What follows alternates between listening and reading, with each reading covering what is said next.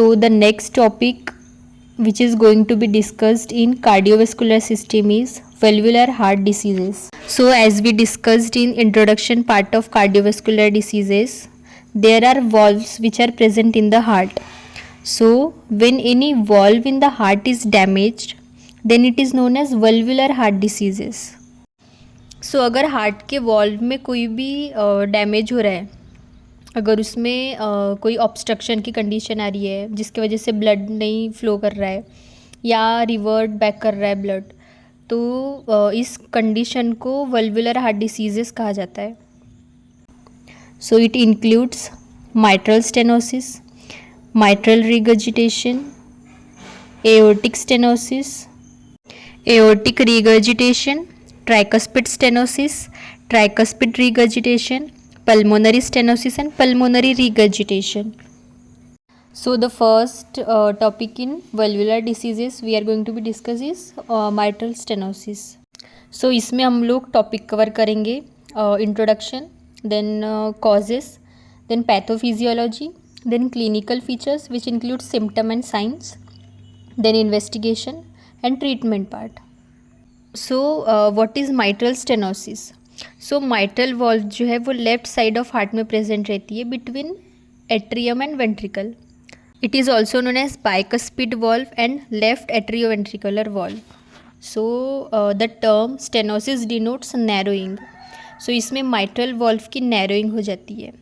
It is the condition which is characterized by narrowing of left atrioventricular valve.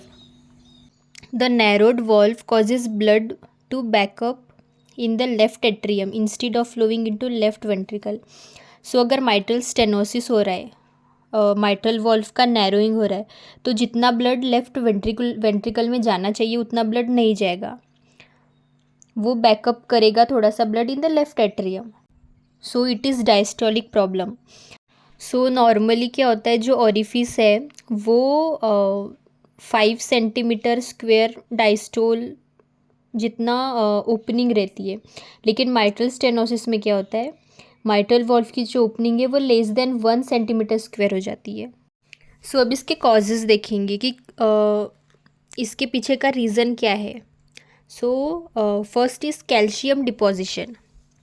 Specially old age में क्या होता है, calcium का deposition होना शुरू हो जाता है जिसके वजह से माइट्रल वॉल्व जो है वो स्टेनोज हो जाती है.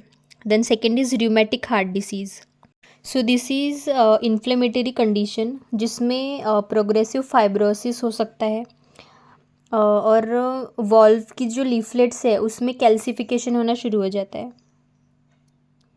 With fusion of cusp and subvalvular apparatus. Then third is radiation therapy. Radiation की वजह से भी it can lead to mitral stenosis. Then it can be congenital.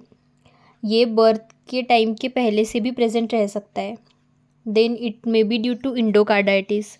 अगर इंडोकार्डियम में इन्फ्लेमेशन हो रहा है तो it can lead to mitral stenosis because endocardium is also lining the valves of heart. Heart की वॉल्व को लाइन करके रखता है इंडोकार्डियम. अगर इसमें भी कोई इन्फेक्शन या इन्फ्लेमेशन की कंडीशन आ रही है तो माइट्रल स्टेनोसिस हो सकता है. इसके बाद हम लोग डिस्कस करेंगे pathophysiology. So due to aetiological factors, जैसे कि हमने इसके पहले डिस्कस करा कॉजेस. सो कॉजेस की वजह से क्या हो सकता है, माइट्रल वॉल्व नैरो हो गई. अगर माइट्रल वॉल्व नैरो हो रही है तो इनसफिशिएंट ब्लड फ्लो करेगा लेफ्ट वेंट्रिकल में from left atrium during ventricular diastole. Diastole means relaxation. So relaxation के टाइम पे क्या होएगा, माइट्रल वॉल्व के थ्रू लेफ्ट एट्रियम से लेफ्ट वेंट्रिकल तक ब्लड इनसफिशिएंट रहेगा. Then enlargement of left atrium with accumulated volume of blood. So अगर blood left ventricle में नहीं जा रहा है तो वो अक्यूमुलेट होएगा लेफ्ट एट्रियम में, जिसकी वजह से लेफ्ट एट्रियल हाइपरट्रॉफी की कंडीशन आएगी. Then there will be elevated left atrial pressure during ventricular diastole. So diastole के टाइम पे लेफ्ट एट्रियम में प्रेशर इंक्रीज होएगा जिसकी वजह से it can lead to atrial fibrillation, क्योंकि वो पंप करेगा to flow the blood in left ventricle. So अगर लेफ्ट एट्रियम में प्रेशर इंक्रीज हो रहा है तो अल्टीमेटली पल्मोनरी वेन्स में प्रेशर इंक्रीज होएगा। अगर पल्मोनरी वेन्स में प्रेशर इंक्रीज हो रहा है तो लंग्स में प्रेशर इंक्रीज होएगा। It increases pulmonary oedema, pulmonary oedema की कंडीशन आ सकती है। सो अगर लंग में प्रेशर इंक्रीज होएगा तो pulmonary hypertension can be seen, there will be severe pulmonary hypertension. Then dilation and systolic dysfunction of right ventricle because of pulmonary hypertension. Then there will be right ventricular overload. अगर blood left ventricle में flow नहीं हो रहा है तो पूरे body में blood कम जाएगा। Then there will be right heart failure and right ventricular hypertrophy, so there will be reduced cardiac output. सो इसमें हमको देखने को मिलेगा flow from left atrium to left ventricle is restricted. Left atrium से जो ब्लड जाता है that is oxygenated blood left ventricle में, वो रेस्ट्रिक्ट हो जाएगा। Then second is left atrial pressure increase होएगा, लेफ्ट एट्रियम में प्रेशर इंक्रीज होएगा। Then pulmonary venous congestion can be seen. Then dilation and hypertrophy of left atrium can be seen. Then low cardiac output, left ventricle में blood नहीं जा रहा है तो aorta के थ्रू पूरी बॉडी में ब्लड सप्लाई नहीं होएगा तो low cardiac output.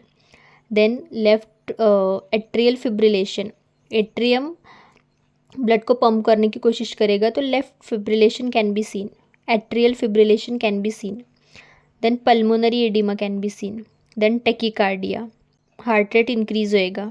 Then pulmonary hypertension, pulmonary hypertension की वजह से क्या होता है वेसल्स रप्चर होके हिमोप्टाइसिस कैन बी सीन अगर सीवियर केस में हो रहा है तो। Then right ventricular hypertrophy can be seen. Then tricuspid regurgitation. Then right heart failure, अगर प्रेशर इंक्रीज हो रहा है पल्मोनरी वेन्स में तो वेन्यूल्स के थ्रू कैपिलरीज के थ्रू पल्मोनरी आर्टरी में प्रेशर इंक्रीज होएगा।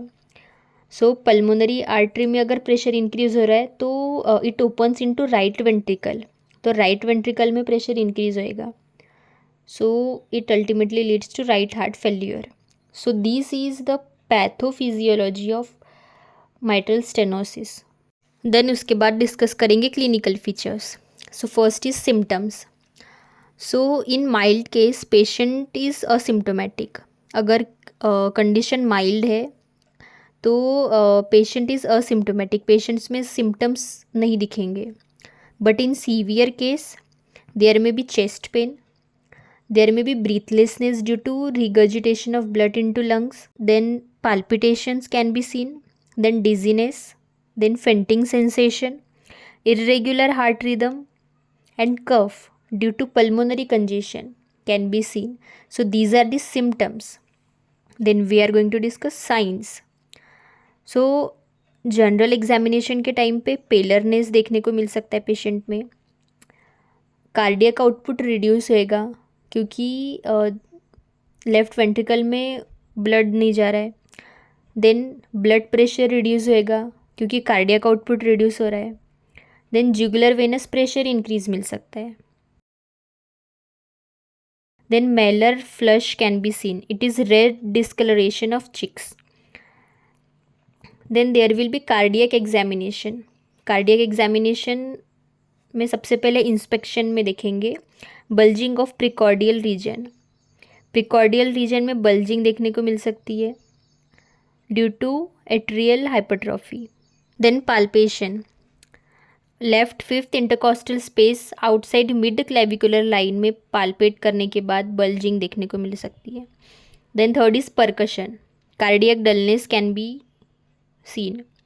देन ऑस्कल्टेशन, ऑस्कल्टेशन के टाइम पे डायस्टोलिक मरमर मिल सकता है माइट्रल एरिया में क्योंकि स्टेनोसिस हो रही है, वॉल्व्स बराबर क्लोज ओपन नहीं हो रही है। So these are clinical features of mitral stenosis. Then we are going to discuss investigation and diagnostic evaluation. So first is physical examination. Physical examination में ऑस्कल्टेट करके देखेंगे तो फर्स्ट साउंड जो है वो लाउड मिल सकता है क्योंकि माइट्रल वॉल्व जो है वो क्लोज हो रही है फोर्सफुली। जब माइट्रल एंड बाइकस्पिड वॉल्व दोनों क्लोज होते हैं तो फर्स्ट हार्ट साउंड सुनने को मिलता है, लेकिन यहाँ पे माइट्रल वॉल्व जो है वो फोर्सफुली क्लोज हो रही है, इसलिए फर्स्ट हार्ट साउंड लाउड मिलेगा। देन हार्ट मर्मर देखने को मिल सकते हैं इन द डायस्टोल, क्योंकि जितना ब्लड लेफ्ट एट्रियम से लेफ्ट वेंट्रिकल में जाना चाहिए उतना ब्लड जा नहीं रहा है, जिसकी वजह से this sound can be produce. Then jugular venous distension देखने को मिल सकता है, ascites can be seen, edema and Meller flush can be seen. So these are physical examination. Then second is medical history, कि पेशेंट को इसके पहले इस condition आई है कि नहीं। Then third is ECG।